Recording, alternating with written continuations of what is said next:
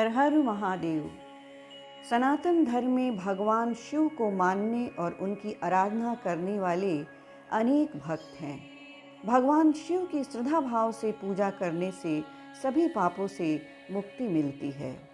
भारतवर्ष में भगवान शिव के 12 ज्योतिर्लिंग है।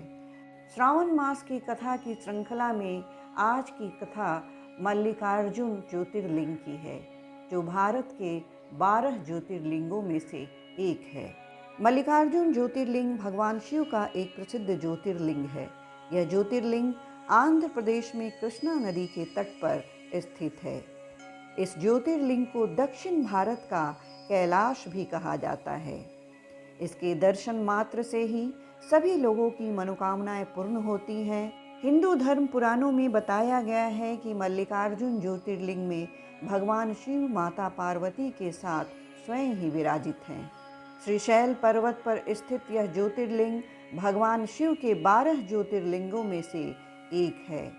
इस पर्वत पे जो भी व्यक्ति भगवान भोलेनाथ की पूजा करता है, उसे अश्वमेघ यज्ञ के बराबर फल मिलता है और उसकी सभी मनोकामनाएं पूर्ण होती हैं। वेद पुराणों के अनुसार एक बार भगवान शिव के दोनों पुत्र गणेश जी और कार्तिकेय विवाह के लिए आपस में झगड़ने लगे। वह इस बात पर बहस कर रहे थे कि सबसे पहले विवाह कौन करेगा। तब भगवान शिव ने उन दोनों को एक कार्य सौंपा। उन्होंने कहा कि जो सबसे पहले पृथ्वी का चक्कर लगाकर वापस आ जाएगा, उसी का विवाह सबसे पहले किया जाएगा। भगवान कार्तिकेय पूरी पृथ्वी का चक्कर लगाने के लिए चले गए, लेकिन गणेश जी अपने स्थूल शरीर की वजह से विचार में पड़ गए। बुद्धि की देवता गणेश जी ने सोच विचार करके अपनी माता पार्वती और पिता महादेव से एक आसन पर बैठने का आग्रह किया। उन दोनों के आसन पर बैठ जाने के बाद श्री गणेश ने उनकी 7 परिक्रमा की। इस प्रकार श्री गणेश माता पिता की परिक्रमा करके पृथ्वी की परिक्रमा से प्राप्त होने वाले फल की प्राप्ति के अधिकारी बन गए। उनकी चतुर बुद्धि को देखकर शिव और पार्वती दोनों बहुत प्रसन्न हुए और उन्होंने श्री गणेश का विवाह करा दिया।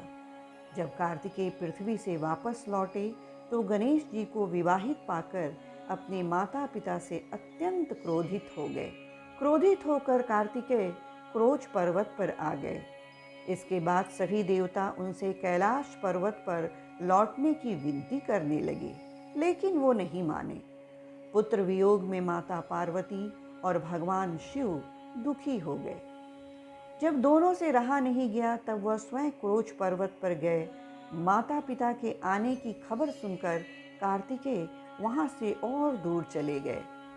अंत में पुत्र के दर्शन के लिए भगवान शिव ने ज्योतिर्रूप धारण किया और उसी में माता पार्वती भी विराजमान हो गई।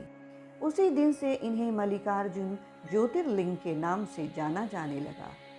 इसमें मल्लिका माता पार्वती का नाम है, जबकि अर्जुन भगवान शंकर को कहा जाता है। इस प्रकार सम्मिलित रूप से मल्लिकार्जुन ज्योतिर्लिंग पूरे जगत में प्रसिद्ध है। ये थी श्रावण मास की कथा की दूसरी कड़ी, मल्लिकार्जुन ज्योतिर्लिंग की कथा। हर हर महादेव।